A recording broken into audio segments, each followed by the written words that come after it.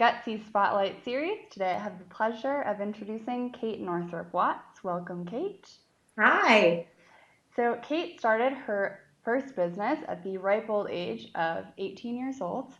And then a few years later, she ended up getting herself into a sticky business situation as well as a lot of debt, which prompted her to sell all of her things, pack up, and go on a 10-month road trip, invite her at the time acquaintance, who is now her husband, to go along with her. Since then, she's literally created the dream that she set out to achieve, which is making money whether or not she works. And she has plenty of free time to spend with her on the way baby. So that's pretty awesome.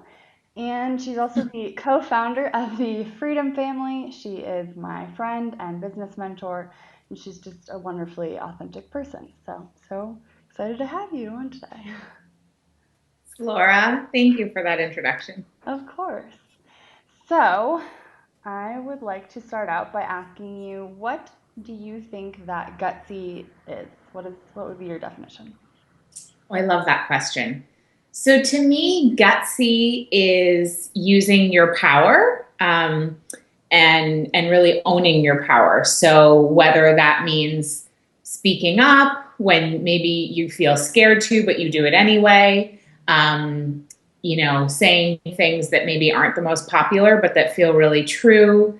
Um, Being as loud as you want, being as big as you want. So I think it's kind of, to me, gutsy is synonymous with courageous. So it doesn't mean being fearless, but it means doing things even though you feel fear. Mm, definitely. So, of all of the twists and turns of everything that I just introduced about your story, what would you say was like the scariest time of that, or the most fearful, but you did it anyway? Sorry, one earring just fell out, so I'm just going to take the other one out. No problem. I would say the most fearful time was knowing that. So my mom and I had gone into business together, and I think the scariest time was knowing that I needed to leave that business partnership, but not knowing how to talk about that, not knowing how the finances were going to work, not wanting to ruin that relationship. And really, I would say that was a really, really scary time, like having to tell the truth to somebody that I loved, about something that wasn't working for me anymore, that I thought would disappoint her or make her mad. Mm, definitely. Yeah, telling the truth, I can agree, is definitely one of the scariest things. So, what would you say inspired you to go for it anyway, despite that fear? I knew that if I didn't, it would make our relationship fall apart in a way. Like, I knew that it would drive us further apart if I continued to be in a situation that didn't feel good. Mm, When a situation is keeping you small, like when a relationship is, it feels like it's keeping you small, it's keeping the other person small too, even if that's not obvious. Like, one person can't be thriving and the other person not thriving. yeah. On like a kind of soul, more cosmic level, it might look like one person's thriving and the other person isn't. But if one person isn't thriving, the other one isn't able to use their full potential either. So I knew, like, on a deeper level, that telling the truth would set both of us free. So I kind of tapped into that knowing so that I could have the courage or the guts to do it. Yeah, that's awesome. That's really cool. Okay. So, kind of switching gears a little bit. I don't know if you know this, but I look up to your relationship with Mike a lot. I kind of use it as like, I don't know, one example of, way good relationships can be as an example for my boyfriend and I. So do you have any advice about how to keep that communication open in your relationship? Yeah. So, I mean, I think that a lot goes into who you pick as a partner, to be honest. Absolutely. And I'll sort of answer in both ways. One, pick somebody who's a good communicator because That's then great. like it's built right in. I can't even tell you the number of people who, marry somebody or are in a relationship with somebody, and then they're sort of going backwards, being like, oh, well, I wish this guy was good father material. How can I make him that? Or I wish he were open and honest. How can I make him that? And it's like, well, it's easier to just pick someone who is the things you want him to be.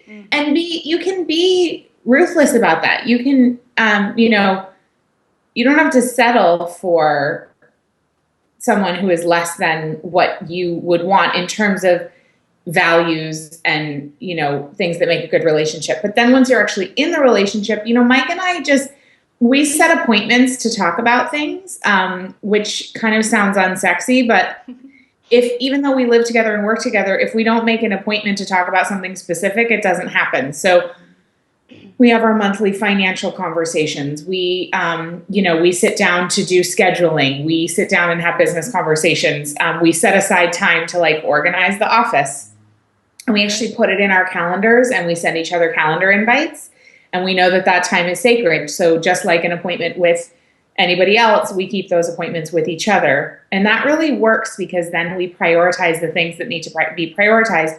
And then it doesn't go too long without talking about something important. So we really schedule the time to communicate. Yeah, that's beautiful. Yeah.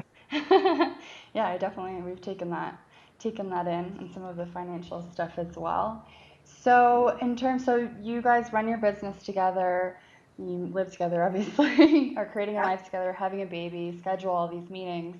What does that leave you in terms of the romantic time together? Yeah. So we make sure we do date nights pretty frequently. Or just we really weren't good at this at the beginning of the relationship, shutting off work. But I have to tell you, since I've been pregnant, I just want to work so much less. So it's not a problem. Oftentimes my computer doesn't even get turned on during the day, let alone having an issue turning it off. So lately it's been great. We just watch a lot of TV together and make dinner and hang out at home or go get an ice cream cone or take a walk down to the water after dinner.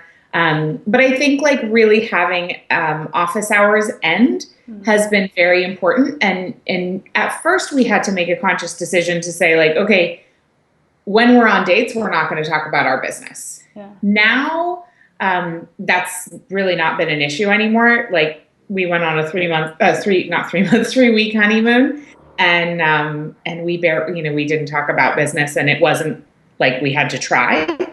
So that organically, but at first we really did have to set those boundaries. So, and it's it's a give and take. You do your best. So it's okay, well, we're not going to talk about business while we're out on date night, but I have this burning idea I really want to talk to you about. Okay, well, we're going to do it. So yeah. I don't think you need to be super militant about it, but at least have the intention that the majority of your time spent in personal time is going to be personal, and then business. Yeah, that's great. And in terms of your cooking dinner, what would you say are some of your must-haves on your Gutsy meals? My Gutsy meals. Okay. Well, I really love having, I will say prior to pregnancy, I really loved having fermented cabbage, or we will buy, the sauerkraut, or it's really easy. We live in Maine, so it's really easy to find local, organic, amazing stuff. So there's this company locally that makes awesome fermented foods. I was having a lot of those on my food. Now they kind of gross me out, but that's just temporary, I'm sure. I really can't live without avocados. I'm pretty simple in terms of my cooking. I really only have 6 things that I make. So roast chicken is one of them, with just garlic and onions and spices on top. Really easy, bunch of veggies in there. I really love making cauliflower rice. I got that from some paleo cookbook, I think from Danielle Walker, Against All Grain. Do a lot of cauliflower rice. And I really love just getting fresh fish and just putting it in the broiler with lemon and olive oil, or lemon and butter. Again, so simple. I'm not a complicated cook. I wouldn't even really consider myself a cook. Like I'm good at it, but again, like I only make like 6 things. Yeah. Or I'll make spaghetti, squash, and meatballs. You're That's pretty making much. me hungry. All the Or things sound stir fry. delicious. We try to veer towards paleo. Um, Again, being pregnant, it's just a little hard to know what I'm going to want on a given day. And all I want right now is ramen. But Oh, so there you go. yeah. Well, So that's I just great. And you're giving yourself permission to follow your body's wants. totally. Awesome. That's really cool. And when your baby is born, like we said, you will have the time freedom, financial freedom, everything to spend with her. Her. Oh, you don't know. So that was a different person. I'm thinking of that is having a girl. In my head, it's a girl, but we don't know. So when you started your business, did you just sort of write down, okay, I'm gonna make a lot of money and have a lot of time, and then bam, it happened? No. I did write those things down. Like I had when I early on in my business, I definitely had a list of goals and my why for doing my business, which I revisited frequently, and I've continued to update and revisit because it changes over time. But no, I mean, I started out with this vision to create financial freedom by the time I had kids, so I could stay home with them and have a stay-at-home family. And then like I was in college when I started my business, so it didn't happen as fast as I wanted to.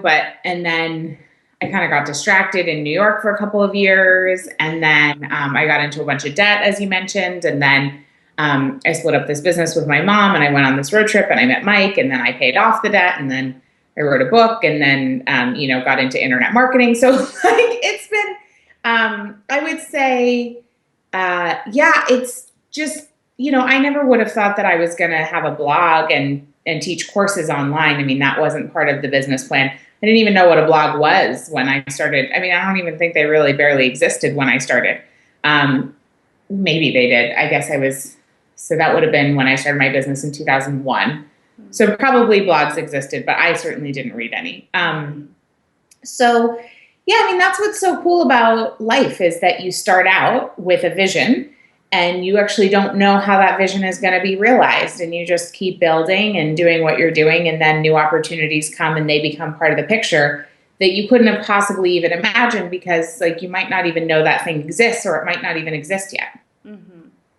Yeah, that's beautiful. Well, I just love how you've stayed authentic to what you're going through the whole time, too. I mean, I haven't known you that whole time, but from looking back at your past and just from talking to you, I think that's really awesome. So, and how can people, get in touch with you or see what you're up to? So you can find me at katenorthrup.com. All of my stuff is there, our courses, my blog.